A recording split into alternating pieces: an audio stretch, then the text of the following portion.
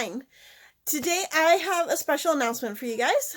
I will be doing, on Wednesdays, book reviews and series spotlights. And the reason for that is that it turns out I read a lot of series and not just standalone books. And so I want to be able to tell you guys about the whole series, not just about one book in the series. So I will be doing both of those on Wednesdays. So it'll still be like a review day, but it'll be both singular books and whole series. So, and also just to explain to you what that weird light thing is that's down by my shirt, my phone is broken. So there's a reflection thing going on. That's it. Anyway, so the book that I wanted to talk to you guys today about is, well, the series is the Mr. Lemoncello series. This book is fantastic. This whole series is fantastic. One of the reasons I love it so much is because it combines two of my favorite things: board games and books. And so let me explain how it does that. So Mr. Lemoncello, in case you're wondering about his spelling, it's that spelling there, which I think is a candy.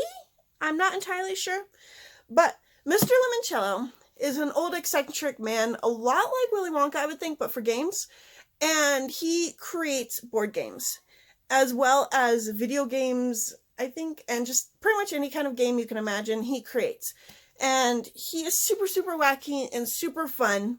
And he's a multi-millionaire. I don't think he's a billionaire, but I know he's for sure a millionaire. He might be a billionaire. And he had, in his childhood, he had a favorite librarian who always encouraged him and helped him to be able to reach his dream, and I believe helped him to be able to create his first board game. And so after he became super, super rich, he decided he wanted to give back to the community. And he went back to a town. I want to say it was his original town that he was born in, but it's been a while since I've read the first book, so I can't remember exactly. But he went back, he chose some town in like the Midwest area. I think it might have been Ohio. Yep, it was Ohio. And so he created this huge library. He bought like this really ancient bank. So, you know, imagine one of those big, magnificent banks, the really pretty ones with like the columns in front. And he decided to turn that into a library. And not just any library, but the most fantastic, most awesome, most extraordinary library that you could ever imagine. And that's what he created. And it was super, super top secret. Like, he had different people working on different parts of it. Nobody knew the full thing. Nobody really knew how to like find their way around it or get out of it. Hence, the first book, Escape from Mr. Lemoncello's Library. And so it's really, really cool. So like on the ceiling, there's like, you can see the spinny wheel thing. That is a spinny wheel, the Dewey Decimal System, and he has that on the ceiling, and like everything is like holographics everywhere, and like the statues can come to life because they're holographics and they can talk to you and interact with you. And I think there's like one room that is like a tribute to past games, so it has like his original game in it, and then there's like another room that is like video games, and like one of the games is like 4D or whatever, so it has like a smelling thing with it. But yeah, so it's a super crazy awesome library. Oh yeah, and to get to the books, like you can get on these lift things that like fly up and you can get to the books. So super, super awesome library. And because he is a creator of board games and games, almost every book involves him coming up with some sort of game that the kids in the book have to solve. And so in the first book, it was Escape from Mr. Lemoncello's Library. And he gathered, I want to say they were fourth graders. They're either fourth graders or 13-year-olds, which might be the same thing. I don't know for sure. But he gathered them all together, and it was all the kids in the city. He gave them the opportunity to submit an essay to be able to be entered into this game. And so, like, I think it was like 5 or 6 kids were chosen or something. And then this one kid still managed to get in, even though he submitted it late. And so they had escape from the library that night. And whoever escaped would be the winner and would be, like, featured in the commercials and just and win, like, money for college and just all this awesome stuff. So the whole first book is that game, them trying to escape from the library, while also dealing with, you know, one kid who's a super jerk and cheats, and like, I think he's the one that cheats. Someone cheats. Or maybe it was a couple people cheat. Cheating happens. And so the whole first book is them trying to escape. And then in the second book, a bunch of the kids around the world, or at least around the United States, were complaining because they didn't get to be part of it and get to be on this board. And, well, I don't remember if the board was there in the first book or the second book, but somehow, at some time, the board gets created. My brain tends to meld books together when they're in the series, which is another reason why I want to talk about a whole series and not just an individual book. But kids were complaining because they didn't get to participate. So they did competitions in multiple different cities, and then bigger competitions by state, and then they chose a champion from each state to get to come together to compete in Mr. Lemoncello's Library Olympics, I believe it was called. Yeah. And so that was the name of the second book. And so that was an even bigger contest. And from that, they were able to create the board that would be overseeing the library. And then in the third book, which is Mr. Lemoncello's Great Library Race, they're again having a huge game that gets put together that they have to solve. But at the same time, Mr. Lemoncello is being accused of having ripped off his first game from another lady, and so he might be sued and lose all his fortune and might even lose control of the library that he has created.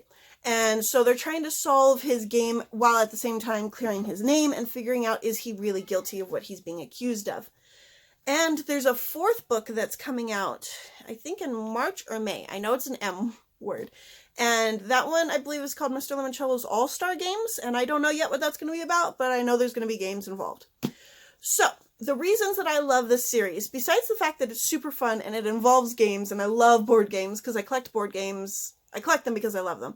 But it's like the whole thing is like a scavenger hunt of books. Like, in the back even.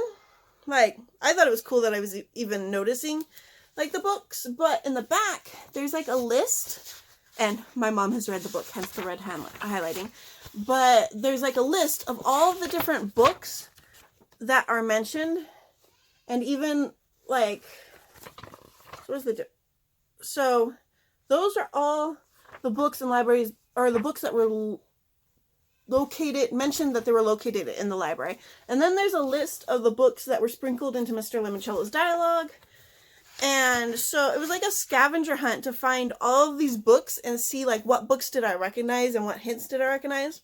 So that was really, really fun getting to see that. And that's the same through like all of the books. All the books are sprinkled with that.